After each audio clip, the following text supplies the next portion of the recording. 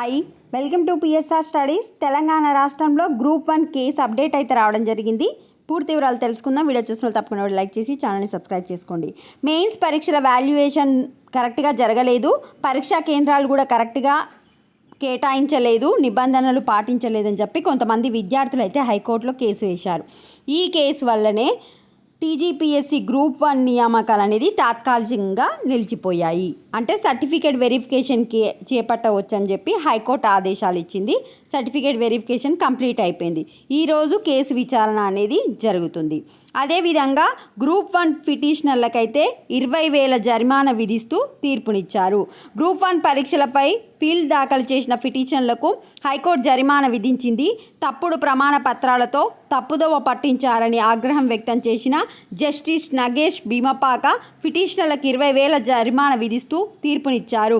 Mains మూల్యాంకనంలో అవకతవకలు జరిగాయంటూ 19 మంది పిటిషన్లు దాఖలు చేసిన విషయం తెలిసిందే. ఈ పిటిషన్లపై జస్టిస్ నాగేష్ భీమపాక విచారణ సోమవారం చేపట్టారు.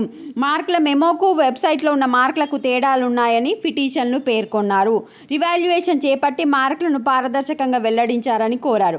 కాగా పిటిషనర్లు తప్పుడు పత్రాలు దాఖలు చేశారని టీజీపీఎస్సీ న్యాయవాది కోర్టుకు తెలిపారు. వాదనలు విన్న ధర్మాసనం ప్రమాణ పత్రాలను పరిశీలించింది. తప్పుడు అఫిడవిట్ దాఖలు చేశారని స్పష్టం కావడంతో పిటిషనర్లపై మండిపడింది.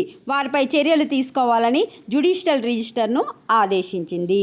సో వీళ్ళు కేసు ఏమని పెట్టిరంటే, మాకున్న మెమోలో ఉన్న మార్కులకు వెబ్సైట్లో ఉన్న మార్కులకు తేడాలు ఉన్నాయని చెప్పిరంట. చెక్ చేస్తే తేడాలు ఏం లేకుండొచ్చు.